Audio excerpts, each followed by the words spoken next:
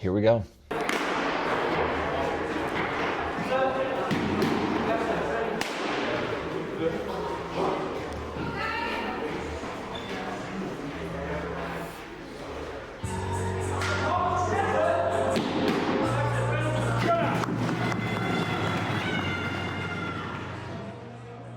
Ten months ago, I sat in front of this camera full of hope. I had big plans for my third year in the Olympic quad. I was going to train harder, push faster, and document every step of the journey. But then I disappeared. For nearly a year, the series went silent.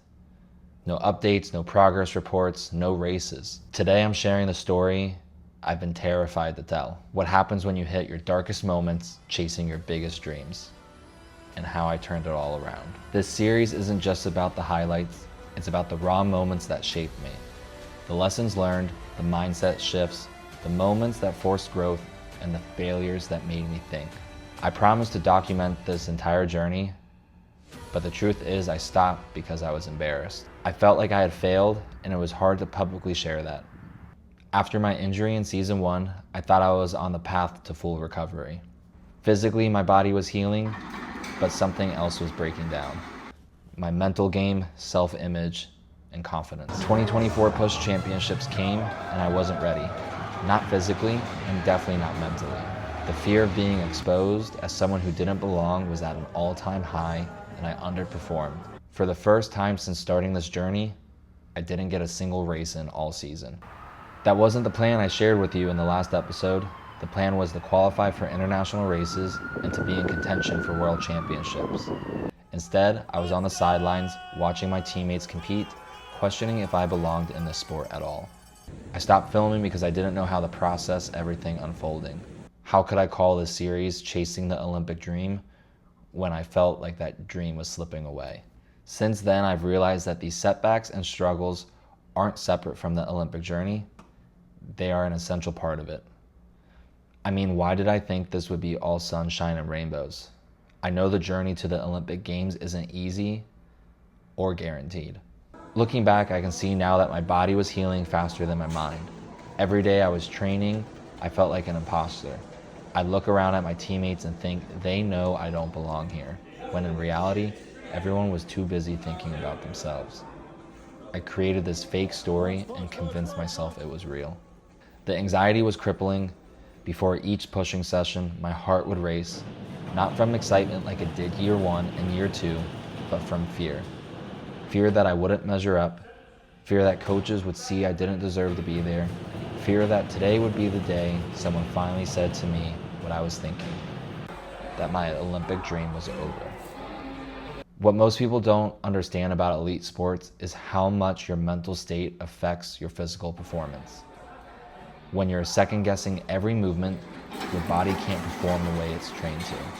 At Push Championships, I wasn't just competing against other athletes, I was fighting a battle in my own mind, and I lost both contests. Not making a sled meant no races meant no world championships. No world championships meant watching this goal of mine slip further away.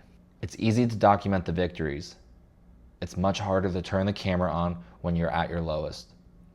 But that's exactly when the real story is happening. Stories of failure resonate deeper than stories of success, because while few people reach the top, everyone knows what it feels like to fall short, even those who eventually succeed.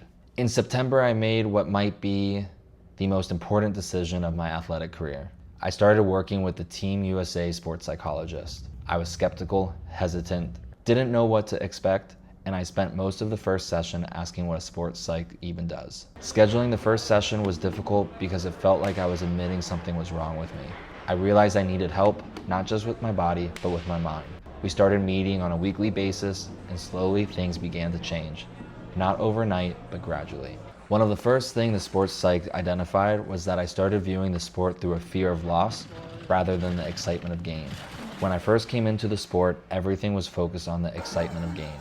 I was excited to train as an Olympic hopeful, compete on an international stage, have sport take me around the world, grow my network of Olympians, learn something new, strengthen my personal brand, represent Team USA, and so much more. But once I got injured, I started viewing everything with the fear of loss. I was afraid of losing business because I'm self-employed. I was afraid of missing holidays, weddings, birthdays, and other big life milestones for the people that mean the most to me. I don't know why that mindset shift happened, but the negative framing brought so much stress to my life. I was stressing about casual drinks, vacations, not sleeping enough, dealing with imposter syndrome, and then underperforming after making so many sacrifices. This shift caused so many unhealthy thoughts, and it consumed my mind 24/7. The quest of chasing the Olympic dream went from bringing excitement to my life to what felt like taking from my life. When the sports psych pointed all of this out, it was like a light bulb went off. Because I did this to myself, I knew that I could turn things around myself. This was step one in finding my footing again. Understanding the power of self-image, what went wrong, and then practicing gratitude. Focusing on all the positive. Inevitably, negative thoughts still creep in, but the sports psych has helped me understand that my negative thoughts aren't real. When I think I don't belong here or I might underperform again, it's not reality. It's my anxiety speaking. I learned to recognize these thoughts and challenge them. If you're being attacked on the street, you do everything in your power to defend yourself. But if you're attacking yourself in your own mind, you do nothing. So rather than being defenseless, I fight back against my own mind. Over the course of my injury, somewhere along the way, I had developed a fixed mindset. This is the second thing that the sports psych brought to my attention, and I knew I needed to get back to a growth one. I read Fixed Mindset vs. Growth Mindset by Carol Dweck 8 years ago, and I always had a growth mindset, but somewhere along the way of this injury, I lost it. Soon I learned to focus on progress again, and that my current situation is not my forever situation. Now, in addition to working with the sports psych on a weekly basis, I started reading sports psychology books like The Mental Game, The Rise of Superman, but the most life-changing one was Inner Excellence by Jim Murphy. It has fundamentally changed how I approach daily training, the journey, and competition. It has taught me that mental training isn't optional at the elite level, it's essential. In addition to these books, during my workouts, I'm listening to motivational speeches. It's overload. I'm flooding myself with positive reinforcement on a daily basis. At night, I'm watching sport documentaries or inspirational movies, just consuming all positive content on a regular basis. Over the last 5 months of real progress, the most powerful realization that I've had so far is that I'm growing. While the Rocky cutscene might last 90 seconds, in real life it can last months and even years. It's inevitable, and I started to find greater fulfillment in the journey of pursuing my goals rather than putting all of my happiness into the basket of achieving them. Every great athlete faces doubts. The difference is how we respond to them. Fast forwarding to today, I'm back at the track hitting times that I haven't seen since pre-injury, and in the gym I'm hitting PRs on all the big lifts. Come on, come on, come on, yeah! I still have moments of doubt, but the difference is now that I have the tools to manage them rather than them managing me. The setback of last season wasn't the end of my Olympic journey. It was a crucial chapter in it. Telling all of this to you isn't easy. It would have been a lot simpler to pick up as if nothing happened, to focus on the progress I'm making now, but that wouldn't be honest, and it wouldn't help anyone else going through similar struggles. I've learned that sometimes the most important growth happens in the chapters that you are afraid to share. The Olympic dream isn't just about medals and podiums, it's about discovering what you are made of when things get tough.